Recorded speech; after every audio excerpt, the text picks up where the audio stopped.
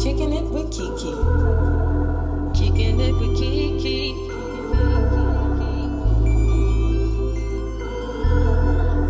Kicking it with KeKe. Full of personality. Switching up the storyline on God, we making history. Writing books, changing lives, one day at a time. Put your problems to the side. Enjoy yourself. Free your mind.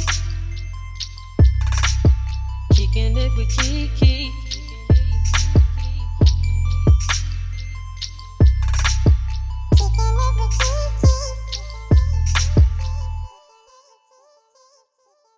What's up, you guys, and welcome to another episode of Kicking It with KeKe, life, love, and all that other shit. I am your host, KeKe Chanel.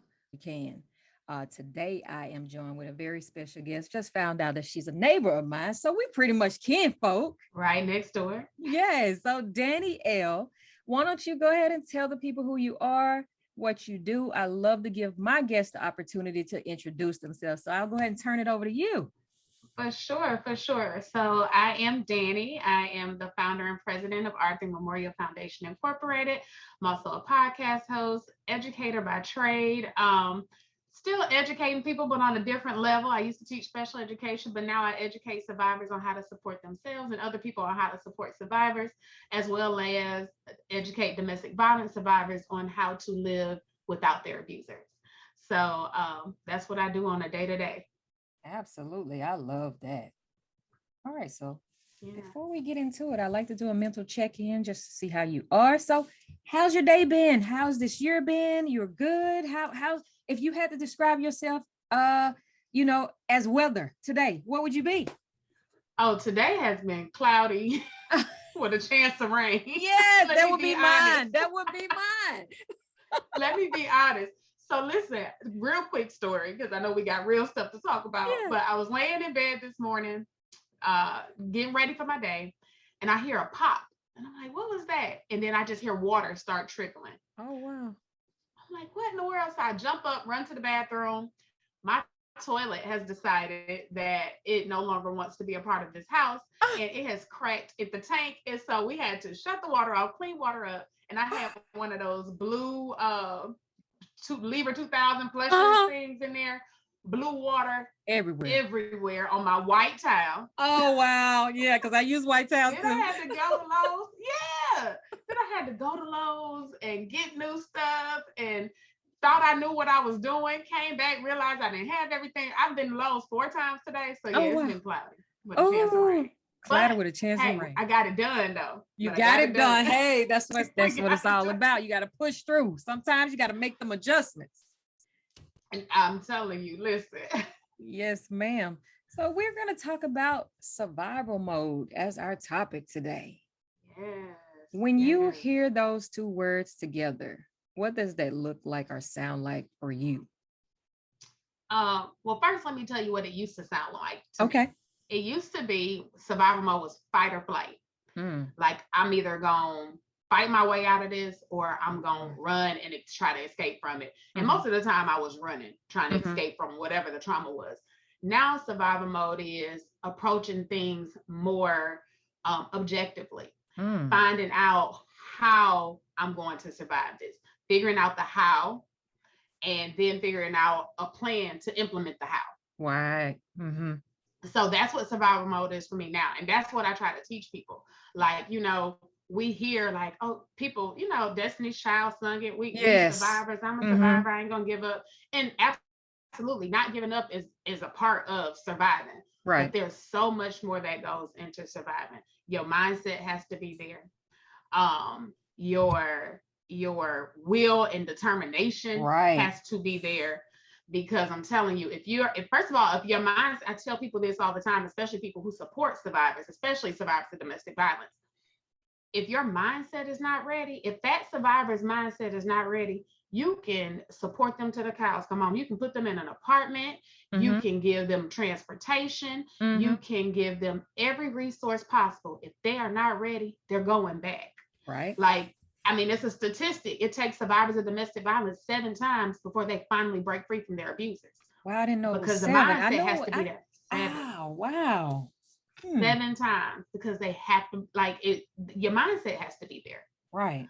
So that's what I think of when I hear survival mode. Like, now it's approaching getting out of whatever traumatic experience, or, and let's not even say traumatic, whatever experience, because some experiences, I'm out here surviving motherhood. I'm in survival mode now with raising a teenager. Oh, I got a teenage son.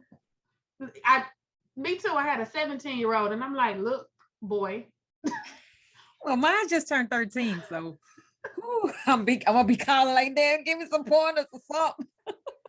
Listen, like, nobody prepared me. My mom had all girls, so like I think I could have navigated, raising a teenage girl. That boy, he was my angel until about 12, 13. Then we had some moments where I was like, I was in survival mode with him, seriously, because I had some moments where I was like, you know what, boy, I'm about to send you to Alabama to go live with your daddy, because you taking me down through there. Then he tapered off, and I'm gonna be honest, right now he's a good kid, but he is just like, I almost feel like he forgets the things that I've been teaching him his whole life. So I'm in survival mode there. So I don't want to just put survival mode on traumatic experience. Right. We survive day-to-day life every day. So everybody, to me, is a survivor. If you're still living in this world after what we've been through over the last 2 years, you're a survivor. See, yeah, and then I didn't send her any of the questions and stuff, y'all, because y'all know I don't do that, right? That was one of my questions. What does survivor mean to you? You just told us, you just pretty much told us your definition of survivor. And that's so true. Whatever you overcome in life, and all things that you overcome is not traumatic, but a lot of them are, and we don't want to downplay those things at all. But I want to talk a little bit more about mindset, because I preach mindset. I coach people to make sure that they're operating as their best self by tapping into that mindset of being positive, of being intentional, of being someone that is not playing the victim or blaming others and stuff like that. So when it comes to mindset and survival mode, you just talked about it a little bit, about how when they don't want to, it's not gonna happen. So just go a little bit more in depth into like some of the things that you people that you probably work with or help. How was their mindset when you got to them versus how it is now? Oh my goodness. When I tell you, you can see a shift, like, and you can tell when the shift happened. It takes some longer than others to get there, but you can tell when that shift happens. When most of our clients come to us, I hate to use this word because I feel like it's overused, but legit, they are broken. When I say broken, I mean in every aspect of their life. They are broken financially. They are broken emotionally. Their self-esteem is non-existent. And they don't even believe that they deserve better. That is their mindset when they get to me. Their mindset is, I'm getting what I deserve. This, because a lot of the time they've been in it for so long, that's all they know. Right. And so as we work with them, we work on getting their finances together. We used to do financial empowerment classes, but now, thank God, because I was heading those. But now we work with a community bank here locally who we send them our clients, and they have a program that helps them, get back on track financially. But we send them to financial empowerment classes. We work on them with self-esteem. We advocate for them and teach them how to advocate for themselves. And honestly, I'll say that's when I see the mindset shift the most. Okay. When they learn to speak up for themselves and advocate for themselves. It's like they find that voice, and then a light bulb clicks, like, I do deserve this. Right. I'm supposed to get this. People are supposed to treat me with respect. Right. I do deserve to be respected. So that is the difference. And when they come, they are just, honestly, a lot of the time, I feel like they're just shells. And as we pour into them, their shells fill up with all this good stuff. And then they start to come out. Right. And then you see that glow, you get their face starts to look better. They have a smile when they see you. Honestly, I've talked to clients on the phone after, months after we do a check-in, and I can hear it in their voice. I can hear their smile. Right. And I just, I think back sometimes, like, what if my niece had heard a voice like that, you know, who somebody had somebody to pour into her, if she had ever reached out and found her voice, maybe she would have found that gumption to get up. But you know, everything happens for a reason, and I feel like that's one of the reasons. Her death is the reason I'm able to pour into the women that I pour into now. Absolutely. So, and I don't want to just say women, because I've had a male client too. So okay. I know you speak about your niece. Tell listeners a little bit about your story. Let's share a little bit of backstory of how you became the person that you are advocating for survivors. You know, just be warned, if you're listening, it may be some triggers that she talk about, but it is a story that is very powerful and dear to her heart. And so just be warned that it may trigger you if you've ever been, or you are, or know someone who is in a situation. So absolutely get out there. So in 2019, my niece Jackie, like we were 7 years apart. So she grew up like my little sister. She was my niece. She's my oldest sister's daughter. My oldest sister had her when she was a senior in high school. And so we grew up like sisters, honestly, instead of aunt and niece. But she had gone back to college, really started to find her voice, find herself, because prior to that, she had been in a relationship for 13 years when she was in high school. And that relationship bore 2 children. And so when she got pregnant with her daughter, she was in school, but because she got pregnant, she dropped out of school to take care of her baby. And so that was her life, being a mom and being a girlfriend, taking care of her kids. And so that January, she decided, I'm going back to school. I want to be a labor and delivery nurse. I'm going back to school. So she went back to school, and literally I could see the life come back into her. She was always really quiet, really sweet, meek and mild. Never really raised her voice. Anybody who knew her was like, she talks so soft. But she had, you know, started to get a little gumption about herself. She started back dressing nice, fixing herself up. And so we were super proud of her. And so one week in February, my great niece, her daughter, was selling Girl Scout cookies, and I sent her a text message. I was like, hey, I just cashed out you the money. And she was like, oh, thank you, T. I'm in class. I'll call you when I get out. And I said, I'm so proud of you for going back to school. And one of the last texts she sent me was, I'm proud. No, she said, that's all I want to do. I want to make you guys proud. And I sent her a message back. I said, no, yourself. That's who's most important. She sent me a text back. She said, you're right. Less than a week later, she decided that the relationship she was in just was not going anywhere.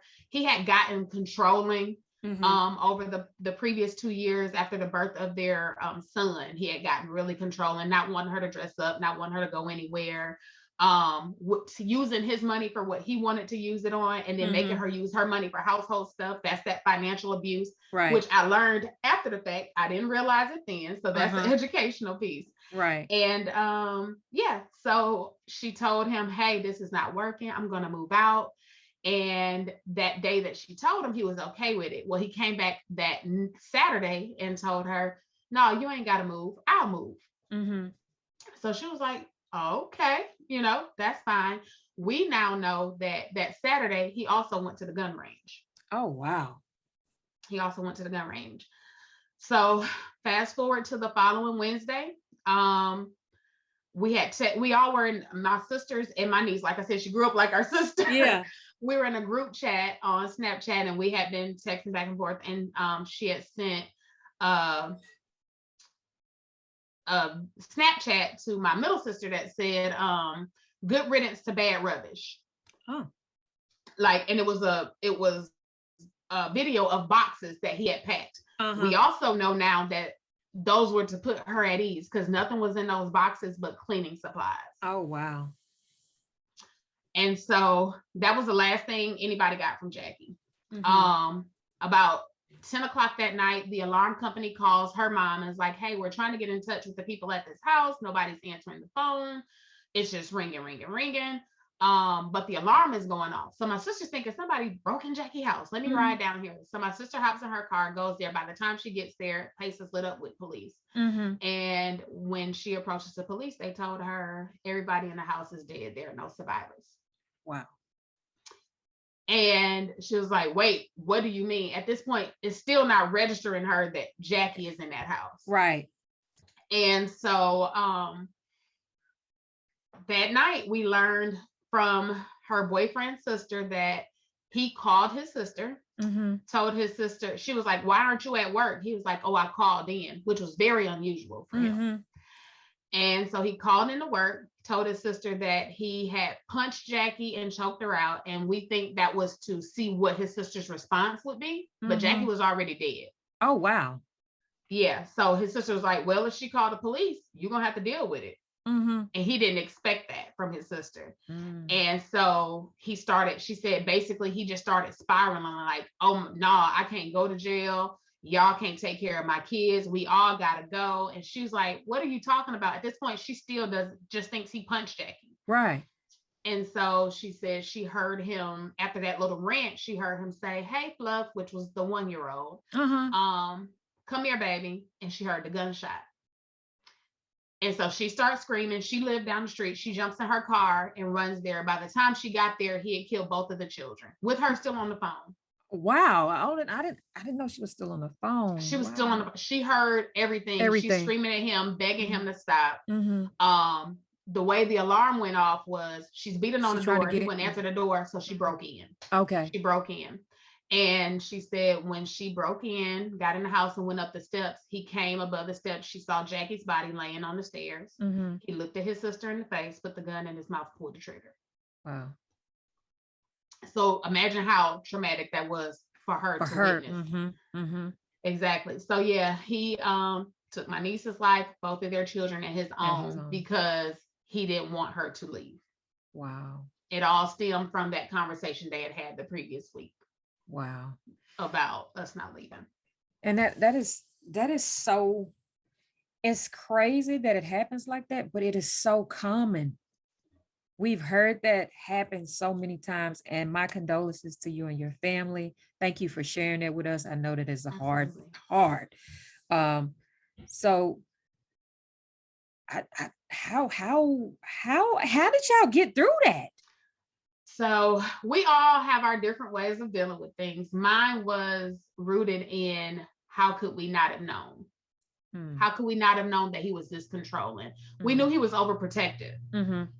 And I realized as I like just engulfed myself in learning about domestic violence.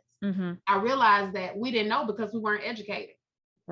Well, yeah. We didn't know that him keeping his money, even though he's living in the house with them, keeping his money and making her spend all of her money was his way of controlling her, not being able to do anything else because all her money was going to the house, but he could do whatever. We didn't realize that him telling her, no, don't let the babies go outside. I don't want them outside. Like on the outside looking in, you're like, oh, he's such a doting father. He doesn't want the baby scratched up. And no, they were his objects. They were his possessions. And so it was like, no, don't scratch my brand new car. Right.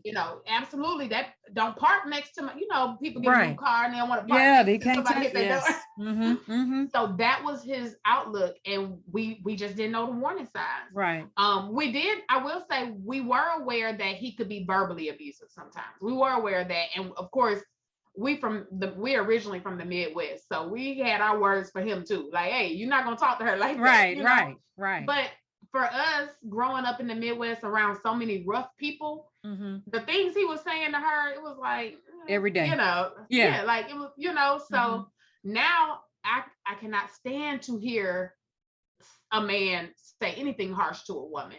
And she might need a little pick me up, but it triggers me. Right. And so that was my healing, like engulf myself learning about it and figuring out how I can help another family not experience what we experienced. I'll be honest, my middle sister is still dealing because she's like more like my mom. They are very old school. They don't like to talk about their emotions. Right. I'm working on both of them. Yeah. Because I'm one of those people that feels like there's so much purpose in your pain and there's so much healing in sharing your story. My oldest sister, Jackie's mom, is honestly, I'm so proud of her. She is really doing the work. She used to also be like my and not want to share. But now she talks to us about her feelings. I'll be honest, like people are gonna think this is crazy. My oldest sister is 11 years older than me. I think of course, when Jackie passed away, I saw her cry. But prior to that, I think I had seen her cry once in my lifetime. Wow. Mm-hmm. And now she don't mind. She let those emotions flow. I love her for that. Yes. I love her for that. And it's so therapeutic for her. You can tell, like, once she lets it out, you can just like see that weight just drop off of her. Mm-hmm. So yes. she's doing well. It's my mom and my middle sister that I'm more so like, come on, y'all, we gotta talk. Like anytime we start talking about Jackie, they shut down. Mm-hmm. And I'm like, y'all, Jackie meant so much to us. We cannot not talk about her. Like right. when holidays come around, we gotta talk about her. Mm-hmm. I'm gonna bring her up. I'm gonna talk about the time that I got a whooping because I ain't want to let her color in my coloring book. I'm gonna talk about all of that. Right. As you should. So, I mean, like you said, there's healing in that. That is healing in that. And then you talking about it, it helps, keep her memory alive. It keeps her alive. And then, I mean, she's gonna always be with you guys. So yeah, we have to be verbal. That communication is therapy. Now a lot of people don't realize that it is. It is. And I even try to remind my mom, like, I use this analogy because this is something she used to tell me when we were kids. You know how you fall and you get a scrape? And I was one of those kids that would hold on to a Band-Aid forever. Like, I don't want to take the Band-Aid off. It's going to hurt. It's going to hurt, yeah. And my mom would like force me. She was like, you got to take it off. It's got to breathe. If you don't let no air get to it, it ain't going to heal. Same concept with emotional healing. Yes. You got to reveal it and let it out and let it get some air in order for it to heal. Mm-hmm. And so I try to give that to her. And she just be looking at me like, I don't really care what you say. I don't want to talk about it. Right. Her thing is, I just pray about it, Dani. I just pray. All right, Mama, I'm going to let you pray and I'm going to pray for you, but we're going to get this healing going. We got to. Yes, I think my mama and your mama might be in the same generation because my mama, she don't really want to talk about a lot of stuff as well, but she's getting so emotional in her older years. So it's kind of funny to see her. It's like, you, Miss Hardbody? No. And she was like, oh, whatever. So she gets her little feelings. We just joke with her. Shout out to my mama, y'all. I just had to throw that in there. But yeah, I believe that, sharing your story helped others as well. So that the story it touches my heart because I'm looking at it from both perspectives. Like, what was he going through watching his sister come in, seeing what he had done. And then it's like, I don't have a choice but to do this. Right. Exactly. Like, and then I like, of course, my sisters. Now, this is the part that they don't get. But again, remember, I am an advocate for survivors of every type. Right. I also have put myself in his mindset as well. As much as I hate what he did, and as much as I despise what he did, how low did he have to be to have the mindset that if this girl leaves me, I have nothing else. Right. And then the kids. I have nothing else to live for. Exactly. Yeah. My great nephew was his twin. Like, he literally looked himself in the face and pulled the trigger. So yeah, so it's just like, how low did you have to be? Why is it nobody saw him and saw where he was? Right. You know what I mean? And that's why I'm so big on sharing the warning signs and the symptoms, like things. There's another young lady who has a Instagram series, and she shares the story behind people's smiles. Basically, she wants people to share their lowest moment, but show a picture when you were smiling. And so I started scrolling through my Snapchat archives, and I was like, dang, I remember that day. Beautiful picture of me. I was smiling. My hair was cute. I had makeup on. But that day, I actually was in such a dark place and in so much pain from battling thyroid cancer. I had considered whether or not I wanted to be on this earth. Wow. I specifically remember that day. And I was like, people on the outside was probably like, ain't nothing wrong with her. Even though she got cancer, she all right. Yes. Because I put on that happy face and kept it pushing. Yep. So, and a lot of people, I just did a recording with someone, and we spoke about people has been wearing masks and they just blame it on the pandemic, but you've been had this mask on for way longer than the last 2-3 years. Yes. Yes, it's time to take that mask my off. goodness. God. Time to take it off. We got Yes. to. We got to. And that's something that like I talk about on my podcast, like that's something that women of color, especially specifically, we do it so much. And I don't know if we do it because I've done it and I really don't know why I felt like I had to do it, you know? But women of color often find themselves in a place where they feel like we have to it's a strong woman trope, basically. Like we have to be strong. I am woman. Hear me roar. I can do everything. I'm superwoman. I can do it all. I can fix the car. I can go up under the sink and fix the leak. I can take care of these kids. I can cook dinner. I can clean the house. And then we sit in our bed and we cry because we're so tired. We're so exhausted because we've tried to do it all. And the thing about it is no one asked us to. Nope. Mind blown. Yep. Mind blown. No one asked us to. Nobody asked us. Yes. No, we just feel like we're supposed to. Yep. And we get it. Like we could go on and on about why that happened, you know, the superwoman syndrome and all that, the mammy complex and all of that kind of stuff. We could go back to generations and generations. We don't have that kind of time, y'all. But listen, at all. We will be talking for hours and days and months, probably years, like for Seriously. real. But let's talk about the podcast. Tell listeners the name of the podcast, how they can tune in and support and all of this stuff. For sure. So the podcast is called MySurvivorVoice. And the premise is basically exactly what it says. People sharing their survivor stories, whatever portion of their survivor stories you're comfortable with sharing. And then also sharing where they are now and what got them to that point. And you can listen to it on Spotify, Google Podcasts, Apple. And it's literally just a platform for people to share and just reveal. Let it out. Rip that Band-Aid off and let it get some air. Yes. That's the platform in itself. I love that. So when do you have new episodes that air? Or it's just, pre-recorded? It's a monthly podcast. Okay. Yep. So it's a monthly podcast. It is pre-recorded though. Okay. Because my life is crazy. I know, girl. I get it. But yeah, so it's a monthly podcast. New episodes drop on the 5th of every month.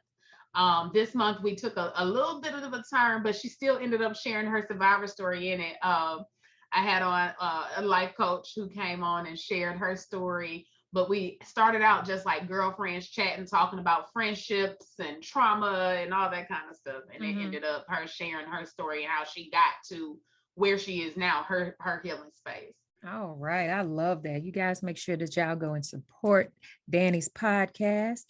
And I want to get into being silent isn't loud enough. When you hear that statement, what does that mean to you? 100% facts. Being silent is not loud enough. When you silence or stifle your voice, nobody knows your story. Nobody knows, you're not forcing people to understand you and where you're coming from. When you choose to be silent, and don't get me wrong, silence has its place. Right. But it definitely is not loud enough when you are trying to be what we all deserve, respected, heard, and all that good stuff. You have to be, you don't have to be loud, but you have to be verbal. You have to put it out there. You have to be visible. You have to use your voice. Being silent will sit you on a back burner. And most people, I'm going to venture to say 99.9% of people, there's always an exception to the rule. When you're sat on the back burner, I don't care who you are, that when you feel unseen, that hurts. Yes. When you feel unheard, that hurts.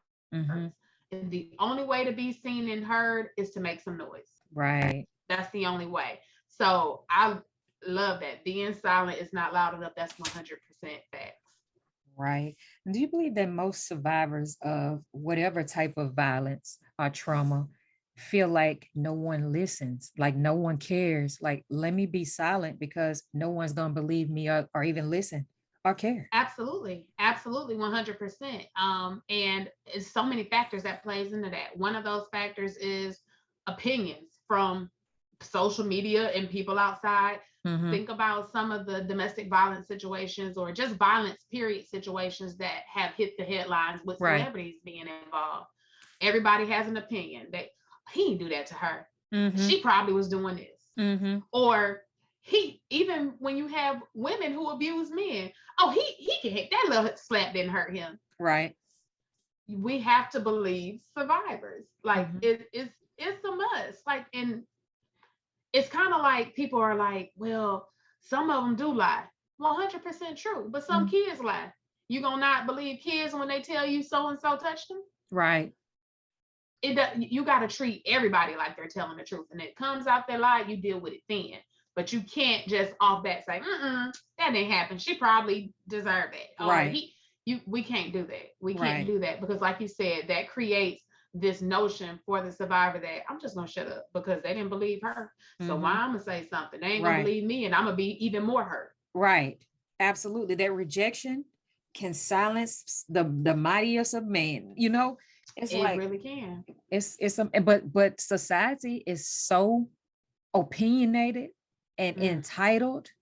It makes people like the suicide rate nowadays is so extremely high. It's ridiculous. Through the roof. It is through the roof. And it's like, oh goodness, I just got chills because we just had a situation here locally where a young girl was in class. I'm not gonna call her name at all, even though she all over the headlines, but she was in class. There were some situations where kids were picking on her because of her size and all this stuff. She went to a counselor at school and shared with the counselor what was going on. Wrote a little note, and the counselor was basically like, more or less words, you'll be okay. Don't worry about them kids. It'll be all right. That baby left that counselor's office, walked out of that school, walked down the road, went to a bridge and jumped. Wow. That's why it's so important to treat people with kindness, treat people with grace, listen to people, because some people may come to you. I might, as a survivor of abuse, let's not even put domestic about any type of abuse, I might come to you and just say, oh, I'm so tired, or oh, my back hurt, maybe because my back is bruised up, and you'd be like, oh girl, my back be hurting all the time. You know what? I'm not gonna say nothing else. Because people don't respond to listen. They don't listen to hear what the person is saying. They listen to respond, or they make everything about themselves because they're so self-absorbed instead of being self-aware. Yep. And you have to pay attention to the people in your space. And not even that. If you see something going on social media that just don't look right or don't feel right, man, use that discernment and say, let me send a DM or something and let me check in. Let me check and see what's going on. And I find myself with the people that I've been connected to lately doing that. I'll see them like fall off for a couple of days. I'm hitting a DM, hey, you good? And they appreciate that. And one of them told me, she said, KeKe, just knowing that you care enough made me come out of a dark place a few weeks ago. Wow. And I was like, wow. Because some people don't have that. And one of my nephews, he said, I am using my platform to create a space for people like me that I didn't have when I was going through stuff. And I looked at him and I was like, wow, I felt like crap because, I'm the aunt. I'm supposed to have, be one of those people. And he was like, well, you wasn't around me every day. You didn't see me every day. I really couldn't call and talk to you because, they had a landline, but you weren't about to tie up the line back in the day because, we didn't have call waiting and stuff like that. But he was like, no, he said, don't feel bad about it. It just made me tougher. That makes me go to God more. It made me embrace my difference. And so now I let it roll off my back, but I want to be that platform to help somebody who's not able to do that. Yeah. And that just was like, wow, we need more people like you in this world. Seriously. And that's, like I said, supporting survivors is like, and that's of any type, y'all. I'm not just talking about survivors of abuse. You got people out here who are going through illnesses alone, not just cancer. I'm talking about those invisible illnesses, those autoimmune diseases. You got people out here who are going through divorce alone. That's another traumatic experience. You got people out here who are going through infidelity in their marriage alone. They need help too. They need that support too. We just have to learn to extend each other that same grace we want people to give to us. Yep. That like compassion. We have to learn that. We have to learn that, because until we learn that, it's gonna be the same cycle. Over and over again. We're gonna be doing the same dance. Yes. Oh my God. And we could talk about that forever, but we're gonna move, we're gonna keep it moving. Let's talk about your foundation. Tell the listeners about your foundation, how they can support, donate and things like that. Absolutely. So Arthur Memorial Foundation, like I said, is the domestic violence survivor foundation, and our mission is to provide supportive services to survivors of domestic abuse so that they can break free from their abuses permanently. And one way that you can support us is to, of course, follow us on Instagram and Twitter at Our 3 Inc. Like our page on Facebook is Our 3 Memorial Foundation. Foundation is OUR and the number 3. You'll know us because our logo is 3 crosses, which are actually to resemble the 3 crosses that were placed in the yard because Jackie and them were victims of gun violence. And so the city placed those crosses there for them. And then if you want to donate to our mission, we have several initiatives. You can go onto our website and see there's a big purple donate button in the top right corner, and click on our programs and services page. You can learn all about our initiatives. One big initiative that I got to start back pushing is our Sales for Survivors. And basically what we do is we take broken, torn up, used cell phones and mobile devices like tablets and iPads and stuff. We have people donate them, and then we send them off to a recycling center, and the recycling center pays us. So it's no cost to the person who's donating. It's a tax write-off for them. Boom, boom. And we get the funding we need to be able to continue to provide the services for our survivors. So I love you can mail those devices in to us. Our address is on the website. If you click Sales for Survivors, it'll tell you exactly how to submit those. Y'all go make sure that y'all support this beautiful foundation and wonderful cause. Dani, you are awesome. What's next? Like, what's next for you though? What's next? What's going on? What's next? So I'm gonna put this out there because usually when I put things out there for other people to hear, I force myself to do it. Like I go extra hard to get it. So one of my dreams for our 3 is to open what I want to call Jackie's House. And I want it to be a transitional home for people experiencing domestic violence, but not your typical transitional home. I found that as I'm working with these survivors, trying to get them into transitional homes, a lot of them are very hesitant or won't even leave because transitional homes are open spaces with other women in crisis. And so you got a single mom who got 2 kids with her in crisis, and you want to put her in a room with other people to share a bathroom and a bedroom and all this kind of stuff. And they are so uncomfortable with that because you got to remember, a lot of these women have never found themselves in a space where they needed to go to a homeless shelter or anything like that. They don't come from that. Exactly. So it's difficult to navigate that on top of navigating getting away from a person you've been with for so long and navigating your healing and your peace and all of that. So I want to open Jackie's House. I want to purchase an apartment complex and have individual units, studio units for survivors of domestic abuse to have their own space while they heal, and I want it fully staffed. So and it's that is what's next. It's coming. It's coming. I done put it out there. You done put it out there, and listen, and God heard it, and He knows it, and it's gonna happen. Oh, I just got absolutely goosebumps. That's the hope. That's the plan. Okay, so on a personal note, I always ask every guest this question. On a personal note, if you could go back and tell your younger self as your now self about today's topic, which is survival mode, what would you tell her? Oh, your shirt. Oh, I am enough. I struggled with that as a young person, honestly, up until probably about 6 years ago. I struggled with thinking or knowing. I won't even say think. I struggled with knowing that I was enough. I was an overachiever. I felt like if I got my first B in high school and I cried. Like sound like my daughter. Real tears. Like I thought the world was ending. Like I always wanted to be perfect, even though I knew realistically perfection is not It's even impossible. attainable. But I felt like I had to be perfect. I still struggle with it sometimes. I call it imposter syndrome. Like I felt like all this stuff that I was doing, I'm still nobody. Right. I'm really faking it till I make it. No, but I go back now and I look at like all the stuff that I did do, and I'm like, no, you put the work in. You did it. That was more than enough. You went above and beyond. So if I could tell my younger self anything, and for her to look her dead in her eyes, for her to know, it would be, you are enough. I'm enough. I love it. I love it.